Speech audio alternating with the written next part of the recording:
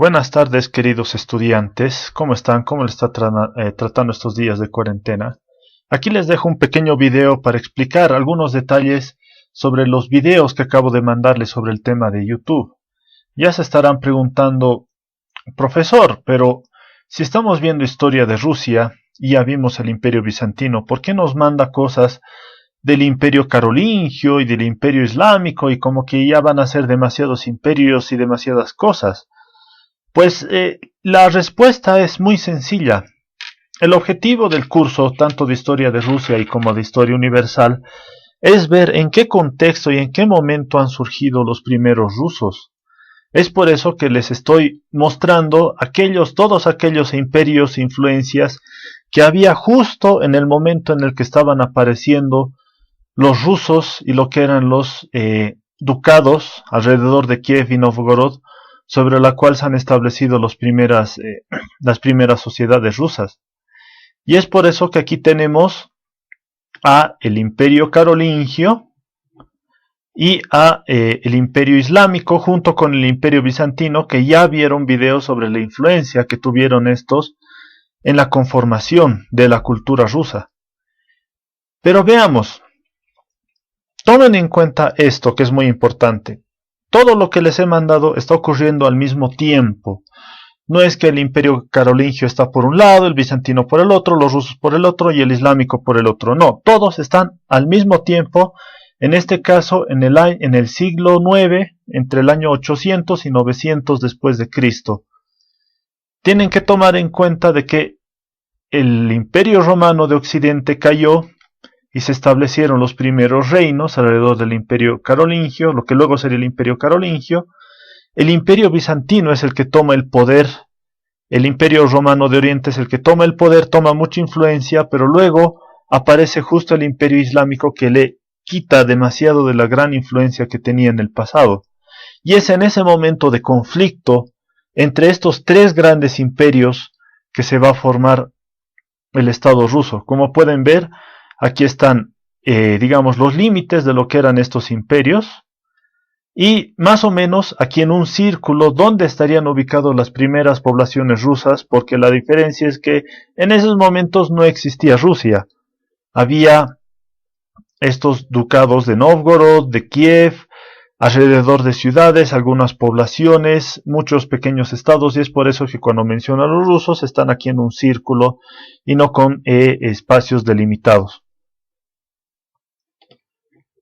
Eso, aquí los podemos ver con más detalle, lo que es el mapa. Algunos aspectos importantes. Lo que no mencionaron en los videos que acabo de mostrarles es que mientras estaba ocurriendo todo esto, como les repito una vez más, al mismo tiempo, el Imperio Bizantino era el más influyente y poderoso de todos.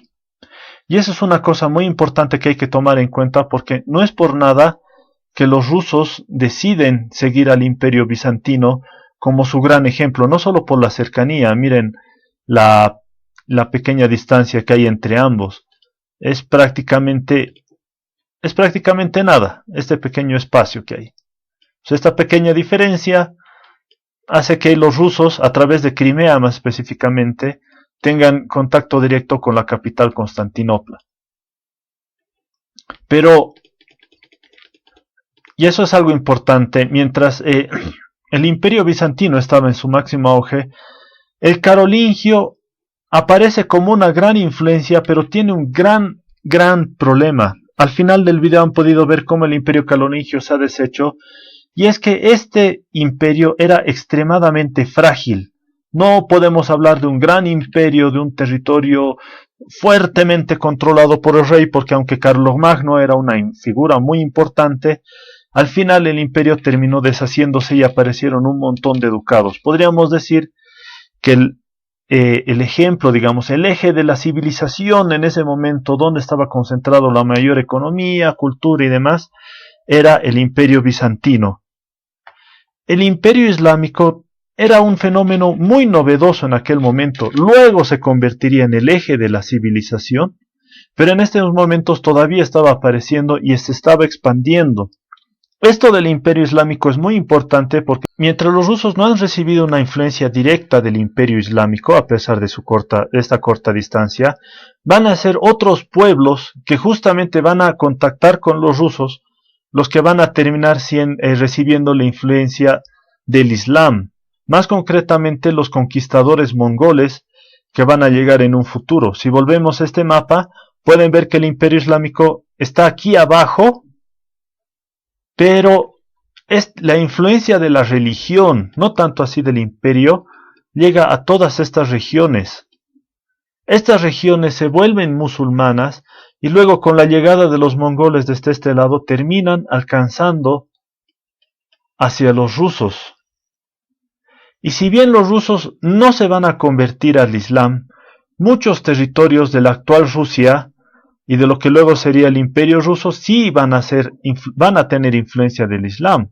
Por ejemplo, todos estos países que están acá, que antes pertenecían al Imperio Ruso, son islámicos. También lo que es el sur de Rusia tiene mucha influencia y va a ser una constante lucha entre los rusos que más bien proponen la influencia de la religión ortodoxa, herencia de los bizantinos, en constante pelea con los islámicos por este lado, y con los católicos, con los cristianos católicos, seguidores del Papa por el otro lado, herencia del Imperio Carolingio. Entonces vamos a ver que los rusos van a recibir por eso esta influencia de ambas partes.